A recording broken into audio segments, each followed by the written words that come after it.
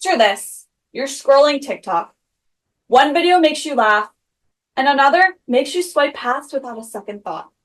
Then you stop. It's not the flashiest video you've seen today, but it feels real. That person just made you think differently. That is leadership in the digital age. When most people hear the word leader, they still imagine somebody in a corner office, a suit, a tie, a desk bigger than your first apartment. But leadership, it doesn't look like that anymore. It's the coffee shop creator who inspires you through their phone. It's the manager who runs meetings on Zoom, but still manages to make everybody feel connected. I live in both worlds. I help manage content for CNN Underscored, where I help millions of people decide what to buy, what not to buy, what's worth the money, and what's really not worth their money. Then, I run Gabriela. It's my own theme park brand. I create videos for a very passionate and opinionated audience.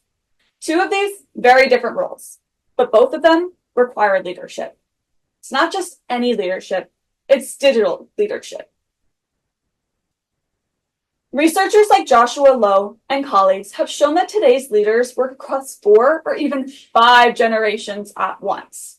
In person, that might mean ways for baby boomers and Gen Zers and everyone to get together and collaborate. But online, it means understanding how each group uses technology differently. And this is something I have to deal with, honestly, on a daily basis. We have Facebook groups for one audience, TikTok trends for another, and then Instagram is usually more of a shared space, but it does have different messaging styles for every different segment and every different audience. If leaders can't bridge these gaps, their messages will get lost. That's why cultural fluency, empathy, and adaptability, they're not optional anymore. They're part of the job description. One thing we often overlook is that leaders only exist because followers choose to follow. Tsai and Young call this followership, the mirror image of leadership. They argue that good followers, they're not passive. They actually evaluate, they challenge, they even decide whether the leader is worth their trust. In the digital world, followership is amplified. People can just unfollow instantly, which really can make or break a creator online.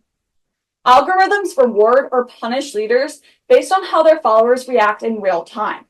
It's a reminder that leadership online isn't just a title that you give yourself.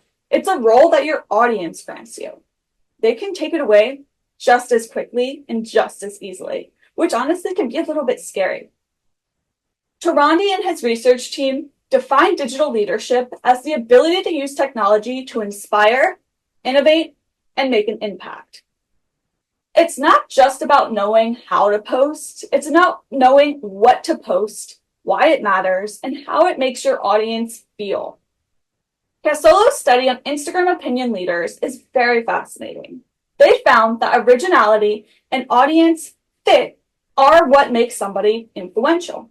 It's not enough to just copy trends and things you see viral online, but your audience needs to believe that you actually get them and understand them. Online, authenticity is currency. If you fake it, people feel it. If you're real, people do respond. Traditional leadership theory still applies. It just plays out a little bit differently online. Transformational leaders inspire people with a vision. Servant leaders put their followers' needs first. And then you have humble leaders. And as Kremai Mensko found, build trust by admitting they don't have all the answers. Montano's meta-analysis shows that transformational leadership can actually improve followers' mental health, while destructive leadership, it can damage it. In a digital context, this matters more than ever. Why? Because many of our interactions online replace in-person connections. A leader's tone, empathy, and consistency can affect whether their audience feels encouraged, engaged, or if they feel drained, honestly.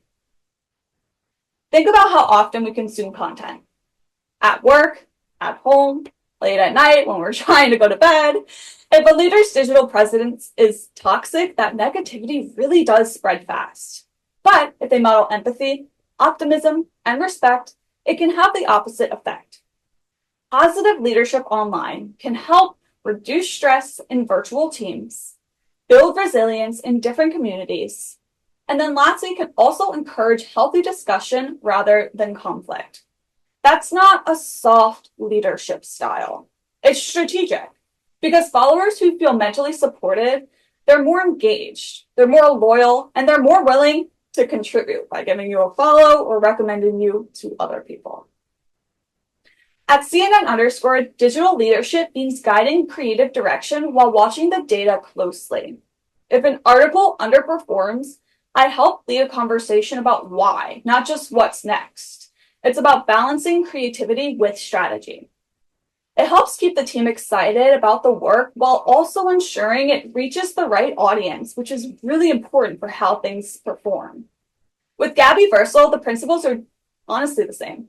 People trust me to give accurate theme park updates and honest reviews, even when my opinion and my take is not a popular one.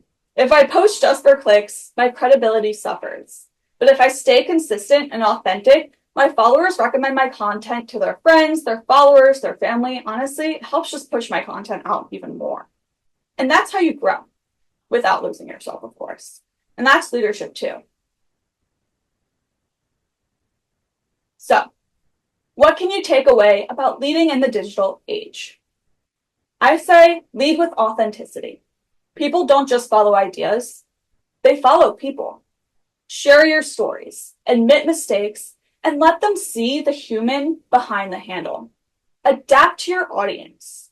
I have a time where I just was posting, I was in bed, I had no makeup on, I had just woken up, and I had an idea. I was at work the day before trying to tell my coworkers about what I do with theme parks, my ideas about theme parks, and it's honestly a little bit weird. People are always like, adults, theme parks, I don't get it. But I was telling my coworkers what I do, why I like Universal, and I just posted about how awkward it is. I just posted a video and I was just waking up. It's really awkward to tell your coworkers and people you know about liking a theme park. And it went viral, instantly viral. One of my most viral videos, honestly.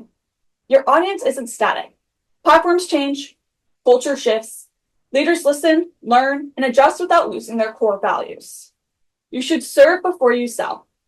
Before asking for engagement, offer something valuable. It could be information, entertainment, or just a moment of connection like I did with that viral video.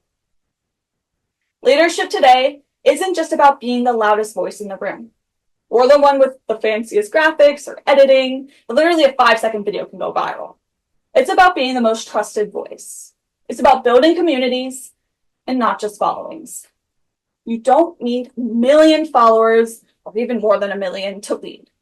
If you can influence just one person to think differently, try something new, or feel more connected, then you, my friend, you're leading. So the next time you scroll past a post that really resonates, stop and ask yourself, was that just content or was that leadership? Thank you.